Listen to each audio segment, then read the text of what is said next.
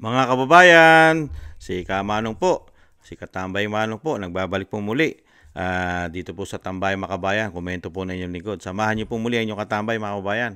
Magandang umaga po muna, tanghali, hapon, gabi. Madaling araw po sa ating lahat sa masulok ng bansa o mundo tayo naroon. Naway maingatan po tayo mga kababayan. Ito po, nakakalungkot po ito mga tambay. Itong mga nakaraang araw po. Binalita po ito na talagang pati po ari-arian po ng mga Duterte. Kung gugustuhin daw po ng ICC, ay papayag daw po ang pamahalaan natin na i-freeze daw po. I-freeze daw po. Ipi-freeze ang talagang i-order po na sa AMLAC na talagang i-freeze po lahat ang pag-aari po ng pamilya Duterte. Kung gugustuhin daw po ng ICC, nakakalungkot po ng mga tambay. Mag-uutos ang ICC, walang jurisdiction sa atin. Ibang bansa, banyaga, puti. Sila susundin natin. Walang kakwenta-kwenta ang ating judicial.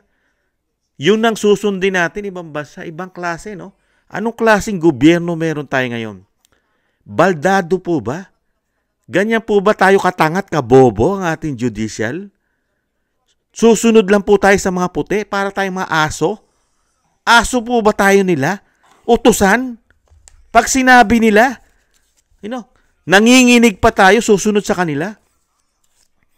Anong klase pong presidente meron tayo ngayon mga tambay? Anong klaseng presidente ito? Naglilingkod sa puti? Naglilingkod sa banyaga? Nasaan ang soberenya natin? Nakuha na po ba ng banyaga ang soberenya natin? Talagang kung gugustuhin ng ICC, susundin po ng gobyerno. Dapat po palayasin na po natin ang mga taong gobyerno na hinalal natin at doon na po natin dalhin sa ICC. Doon na sila maglingkod. Itong mga taong gobyerno na ito na hinalal natin. Hindi po pala nila, wala po palang tiwala itong mga politiko na ito sa ating justice system. Umaasa ka at magsasalita lang ICC, susunod ka na agad. Wala pang soberenya natin. Ay, mambihira. Wala pang jurisdiction sa iyo mga tao na yan. Nakakalungkot lang po, no? Sobrang pamumulitika, pati ari-arian, ipag-uutos. Pag daw ino-order ng AMLAC, ibang klase, ICC pa. Painggan nga natin ang balita. Tiniyak naman ng Malacanang na walang sisinuhin ng Anti-Money Laundering Council sa posibleng pagpapatupad ng freeze order sa mga ari-arian ng pamilya Duterte kung iuutos ng ICC. Nagbabalita at nag-serbisyo sa Malacanang si Christian Yosores. Christian. Jess, ayon kay Palace Press Officer Claire Castro, agad ipapasa ng palasyo sa Anti-Money Laundering Council ang pagpapatupad ng freeze order sa assets ng pamilya Duterte sakaling maglabas din ng kautosan dito ang ICC. Sa press briefing, tiwala si Castro na magiging patas at hindi mababahinan ng politika ang pagpapatupad ng AMLAC sa freeze order bilang pagtalima na rin sa reparation o bayad danyo sa mga biktima ng crimes against humanity na i-freeze ang ari-arian ng isang sospek kapag siya ay nahatulan at pagbibigay ng bayad danyo sa mga biktima. Posibleng na pag-aralan na rin anya ng AMLAC ang pagpapatupad ng freeze order dahil sa kasong pandarambong o plunder na isinampa ni dating Senador Antonio Trillanes IV laban kina Duterte at Senator Bongo. There's a need for that. Ang AMLAC walang sinisino. So kung kinakailangan po para po mabigyan ng reparation damages kung sino man ang masasabing na biktima, din kailangan pong ibigay ang hustisya. It doesn't matter if the request comes from the ICC whose jurisdiction we do not recognize? Yes. Because dapat natin ibigay kung anong dapat na maibigay na hustisya. Thank you. Kaserbisyo mo. Grabe, no? Talagang ICC lang po sinusunod nila. Grabe itong pamahalaan natin. Ano po ba ito? Mga bangag po ba ito? Hindi po ba nag-iisip ito? Pati po ba ang Korte Suprema natin? Hindi po nakakahiya. Nakakahiya po ang ating bansa pagka ganitong taong gobyerno sa ICC sumusunod, sa banyaga. Ang bira. Ni wala mala isinampang kaso, tapos susundin mo yung mga taong sinusukan ng taong bayan. Si Dilima, ngayon si Trillanes naman. Ibang klase. Ibang klase. Ni wala man lang itong kaso na ipinail sa korte natin, itong mga tao na ito. Doon lang sa ICC. Nako, anong klaseng mga politiko ito? Talagang maisusuka mo mga tambay. Itong klaseng mga politiko na ito, maisusuka mo. Nakakahiyang maging Pilipino ka. Nakakahiya, mga tambay. Kahit po ako, nahihiya ako sarili ko. Kung ganitong klaseng politiko maglilingkod sa atin, You know, parang hinihimod nila ang puwet ng mga puti. You know, ganun po sila magsipsip. Isinurrender na po ba natin ang ating soberenya sa kanila? Ipipris mo ang ari-arian ng pamilya Duterte na wala man lang mga kaso sa Pilipinas. ICC lang masusunod. Walang jurisdiction sa atin yan. Sino ba yan? Sino ba sila? May soberenya ang ating bansa. Anong klaseng Pangulo po ba ito? Ganito po ba gusto niyong Pangulo, mga kababayan? Ganitong klaseng Pangulo? Sinusunod mo, banyaga. Ibang klase. Ngayon, mas matindi pa pala itong pamahalaan ito kaysa kay Pinoy. Mas malala ito kaysa kay dating Pangulong Pinoy. Itong Pangulo natin ngayon, umuubra sa kanya ito. Lahat ng sabihin ng banyaga, Korte, ICC International. Bakit? Ano tingin mo sa korte natin? Mga banban? Mga bobo? Kailangan nakaasa ka sa kanila. Ay, nakakahiya. Talagang nakakahiya po maging Pilipino ngayon. Lalo yung mga kababayan natin, mga OFW. Nakakahiya. No, mababalita ng mga OFW ang ating pamahalaan. You know, timawa sa batas ng ICC, sumusunod sa ICC. Wala po ba tayong batas? Wala po ba tayong judicial sa ating bansa? Wala ba tayong mga korte man lang dyan? Di ba umiiral ang ating mga korte, ating Korte Suprema? Lahat ng kinwestiyon, lahat ng issue ni Trillanes, ang bihirang buhay yan. Si De Lima, napakarami raw, kailangan daw bayaran. Paano naman yung mga pinatay na MPA? Sino magbabayad doon? Ito mga bobot gago na ito. Hindi man lang nyo pinulaan. Sino magbabayad doon sa mga pinatay na mga adik, pinatay na mga kriminal, pinatay ng Randy in tandem? Sino magbabayad doon? Secretary, Yusek, Claire. Gustong-gusto mo pagbayarin doon sa mga masasamang tao na namatay sa war on drugs. Karamihan doon, pinatay pa ng mga tiwaling pulis. Tiwaling politiko para hindi mabunyag ang kanilang kasamaan. Di ba? Nakakalungkot lang yon. Gigil na gigil kayo sa namatay na mga salot ng lipunan. Di ba? Mga terorista, mga NPA, mga durugista na ayaw magbago, puro krimen, pumapatay ng gagahasa. Kailangan bigyan ng hustisya, bayaran, ipris ang ari-arian ng pamilya Duterte. Kanino naman po ipipris ang mga pinatay ng NPA? Isang damuka lang pinatay ng NPA, more than 50 years. Wala po yan. Wala lang sa inyo, Attorney Claire? Wala lang po yan? Ano yun? Pro-criminal po ba kayo? Hindi nyo man lang binigyan ng simpatsya ang mga pinatay ng mga adik, ni-rape ng mga adik. Pinatay ng mga kriminal. Pinatay na MPA, wala kayong simpatsya dyan, gobyerno. Ang gobyerno po ba ngayon ay para lang sa masasama? Wala man lang due process na makuha. Nasaan ang human rights? Nasaan ang human rights sa mga pinatay na MPA? Pinatay ng mga kriminal? Pinatay ng mga addictus? Unbelievable. Anong klaseng bansa ito? Tapos, ICC ka susunod ang bansa mo? Yung batas ng ICC ang patutupad mo sa Pilipinas, magsilayas na kayo yan.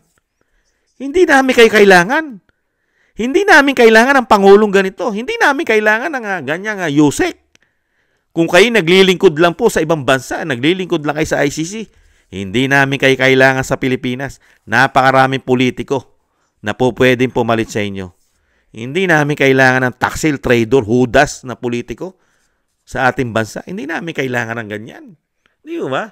Nakakaano lang po. May sarili tayong jurisdiction. Nakaasa ka na nakaasa. Para kang aso, sunod-sunuran ka. Hagisan ka lang ng kung ano, no? Hinahagisan ka lang. Sunod ka, yaw-yaw ka ng yaw-yaw, aw-aw ka na aw-aw. Taga-sunod. Walang sariling yagballs. Anong klaseng pangulo kami? Nakakalungkot lang po. Pag naglabas po palang ICC, susunod na kayo? Anong klaseng pamahalaan ito? Ngayon lang ako nakakita ng ganitong klaseng pamahalaan. May sarili kang soberenya. Sunod-sunod ka, para kang aso sa Banyaga.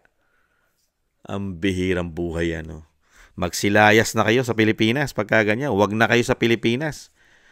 Doon na kayo manirahan, huwag na kayo bumalik sa Pilipinas. Itong mga politiko na ito, lalo-lalo ang Pangulo. Mga kababayan, ibang klase. Anong klase? Sana naman po magsalita rin po ang Korte Suprema natin. Binababoy na po ang ating saligang batas. Binababoy at pinapahiya na po ang ating jurisdiction, ang ating judicial, pinapahiya na po. Sa buong mundo, kahiya-hiya na po. Sunod-sunuran po tayo sa ICC. Wala pang jurisdiction sa atin yan, mga yan. Nakakalungkot po, mga kabayan. Ganyang klase lang po ang naranasan natin. Lahat ng isinusuka ng taong bayan, yung mga dilawan, mga pink, sila po ngayon ang asset at mga testigo ng gobyerno, mga tambay. Unbelievable. Ibang klase kayo.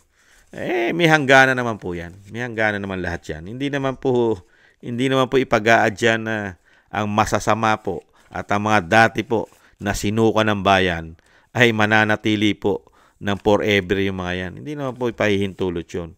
Katulad po niyan, isinusuka na po ng taong bayan ngayon ng gobyerno natin. Pati po mga institusyon po, hindi naman po lahat ng senador, hindi naman po lahat ng congressman, pero majority po ay isinusuka na po ng taong bayan. At yung sinasabi nga po, babatuhin na raw po ng bulok na kamatis yung mga yan. Pati nga raw Pangulong Marcos pag naglakad lang daw po yan sa karsada, ayon kay Atty. Topacio, baka hindi lang daw po bulok na kamatis sa ibator yan. Dahil daw po sa pagtitrador, paghuhudas sa ating bansa. Ngayon, nakikita naman po natin. Iniintay lang po nila na mag-release po ng order ng ICC at susundin na po nila para po sila mga aso, sunod-sunuran. Mga bayan, unbelievable. Kailan kaya sila lalayas dyan sa pamamahala ng tumino-tino ang ating bansa? Hindi po titino ang ating hustisya pagka sumusunod tayo sa Banyaga, mga bayan. Dahil mismo ang Banyaga, mga tambay, hindi rin po tumitino ang kanilang hustisya ron sa kanila. Mas malala po ang adikto sa kanila. Ay, nako. Bago po tayo magtapos, mga tambay, ganyan po talaga Nabigyan po tayo ng tamang politiko Tamang politiko po ang naibigay sa atin. Talagang ganun po. Pagka talaga suswertehin ka at nabigyan ka ng tamang politiko. Ganyan po mag-isip. Sunod-sunuran sa Banyaga.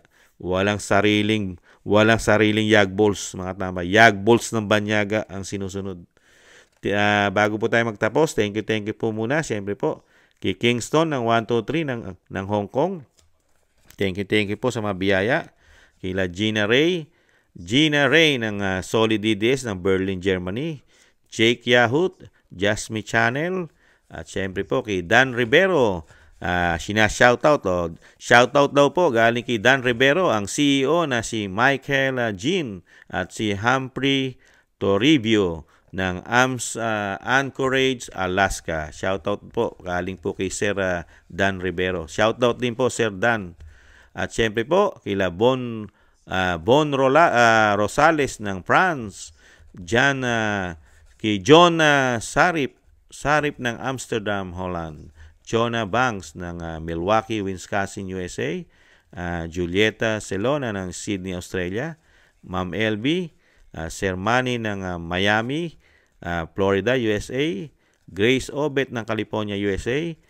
Michelle Del Valle ng New Zealand. Sara Nakamura ng Japan. Melencio Bandibas ng Jeddah, Arabia. Trojanta ng Korea. Lopez Ivina ng Saitama, Japan. Librado Reyes ng California, USA. Danilo Basan Jr. ng Jubail, Saudi Arabia. Roberto Papa, United Kingdom.